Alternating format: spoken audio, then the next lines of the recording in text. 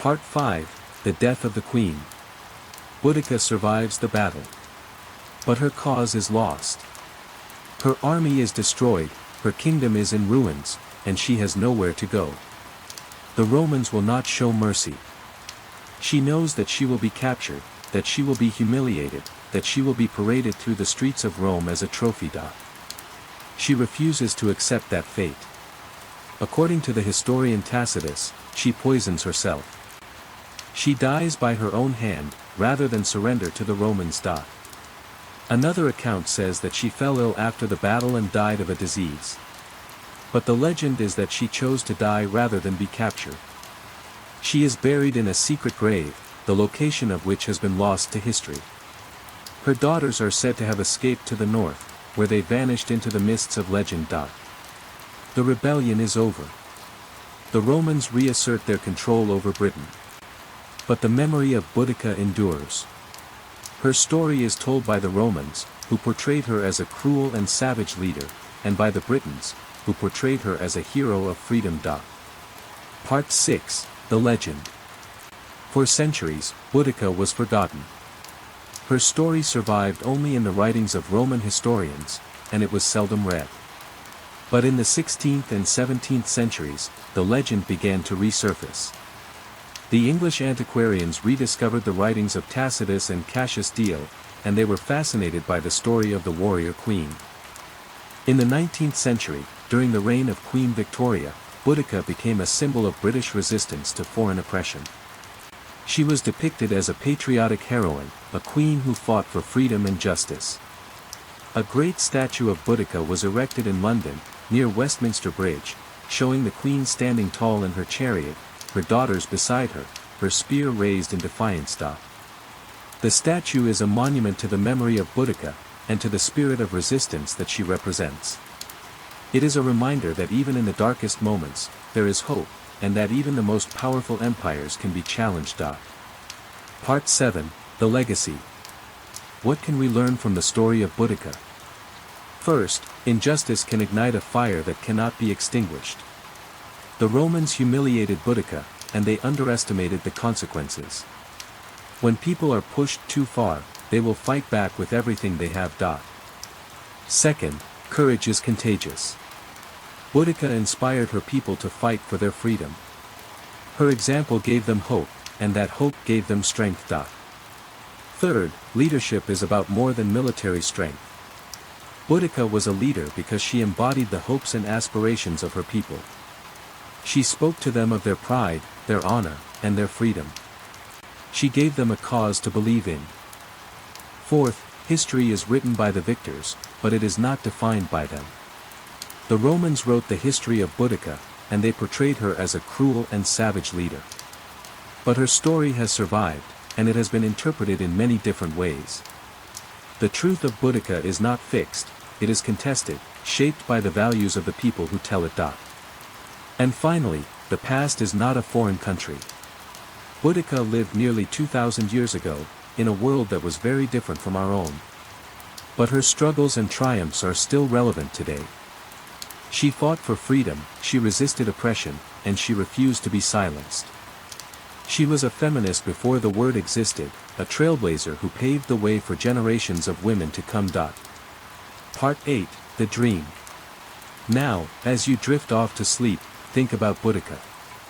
Imagine her as a queen, proud and powerful, ruling her people with wisdom and dignity. Imagine her being humiliated by the Romans, the flogging, the rape of her daughters. Imagine her anger, her grief, her determination. Imagine her rallying her people, her voice ringing across the fields. Imagine her leading her army into battle, her chariot thundering across the plains. Imagine the burning of Camulodunum, Londinium, Verulamium, the fury of her warriors, the flames rising into the sky. Imagine the final battle, the narrow valley, the Roman discipline. Imagine the screams, the blood, the slaughter. Imagine Boudica, her cause lost, her army destroyed, her kingdom in ruins.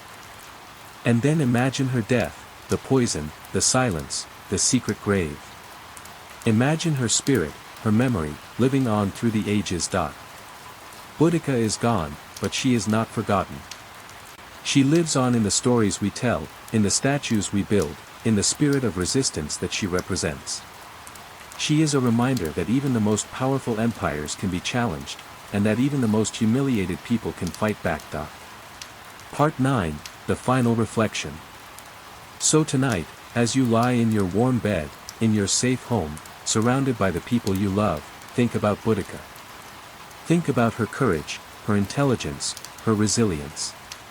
Think about her refusal to be silenced, her determination to live life on her own terms.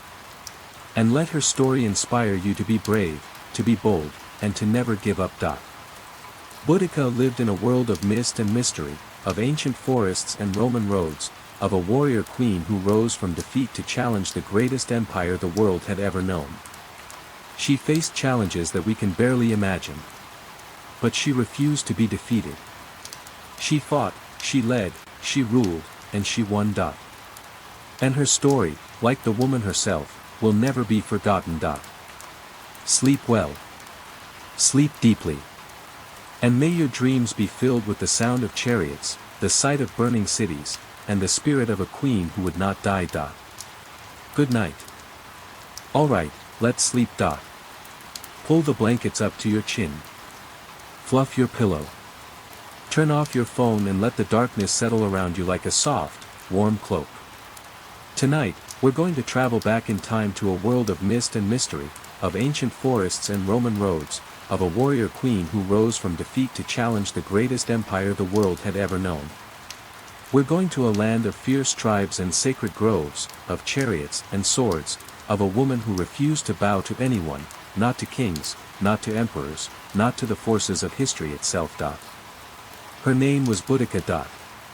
But before we get to the battles and the burning cities, the speeches and the sacrifices, we need to understand the world into which she was born, a world of ancient Britain, of the Iceni tribe, of the Romans who came to conquer and stayed to oppress. Part 1, The Land of the Iceni. The year is approximately 30 CE. The place is the eastern part of the island that the Romans call Britannia, the land of the Iceni.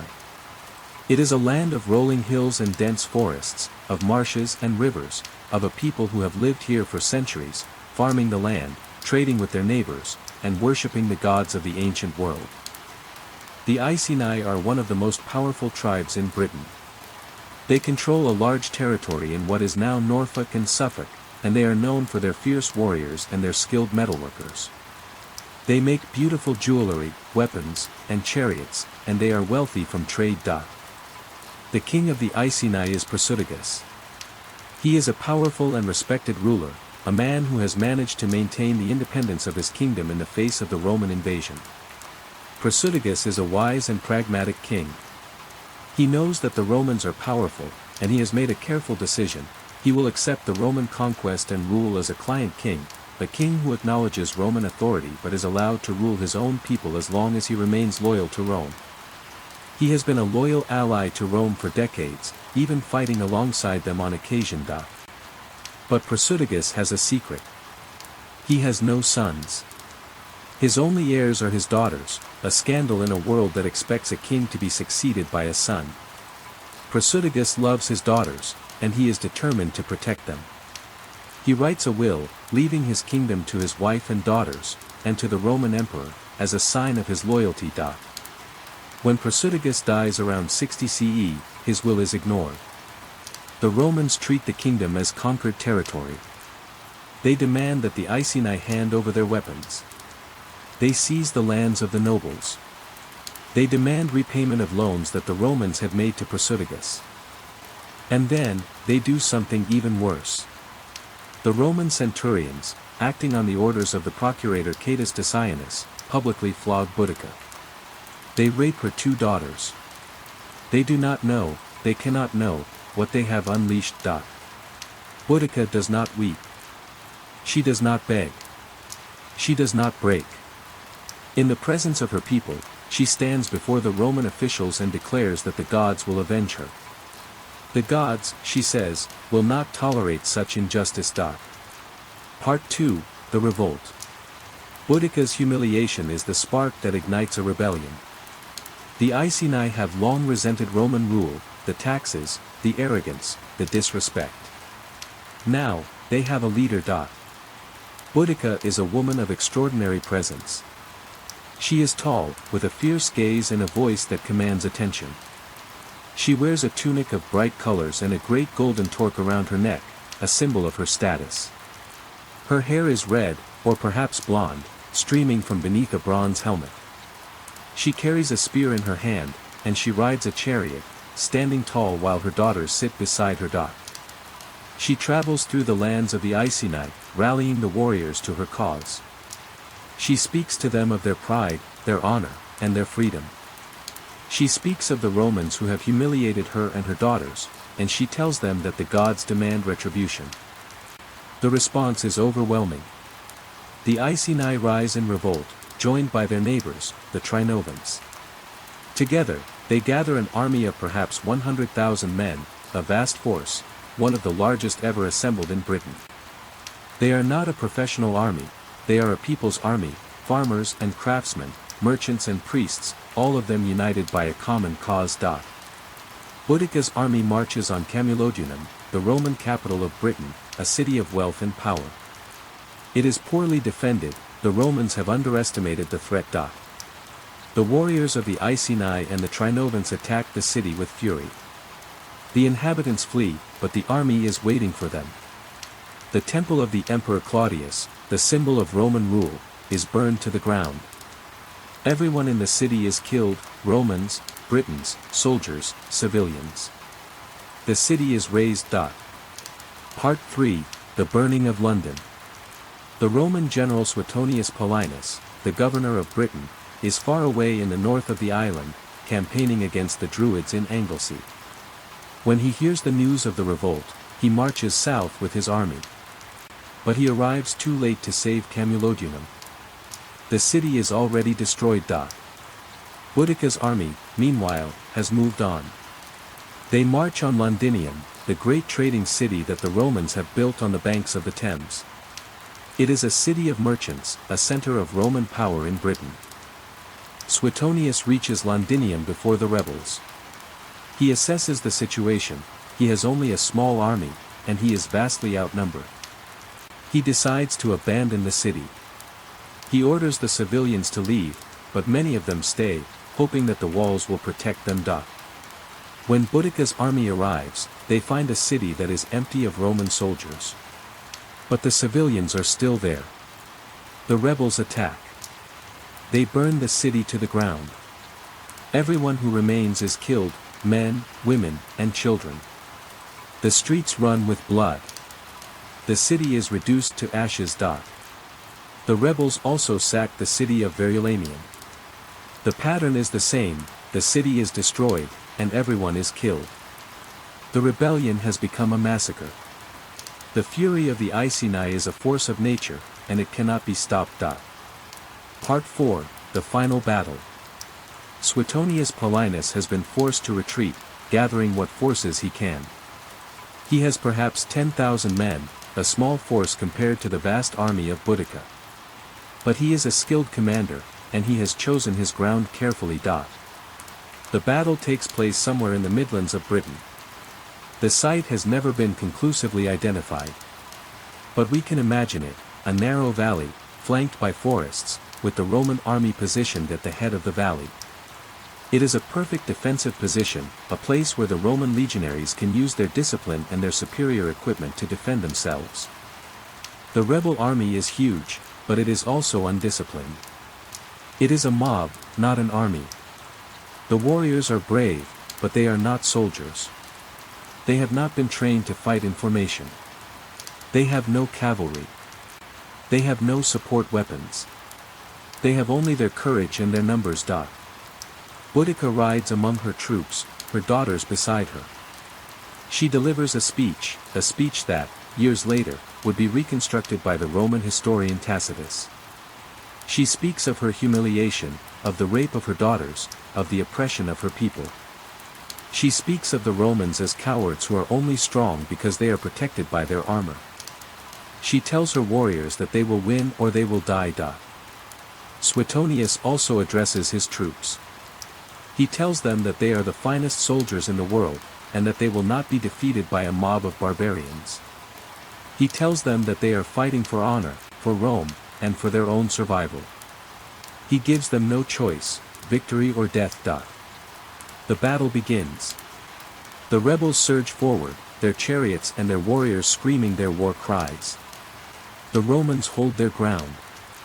They form a solid wall of shields, the famous Roman testudo, and they fight with their short swords, stabbing and thrusting.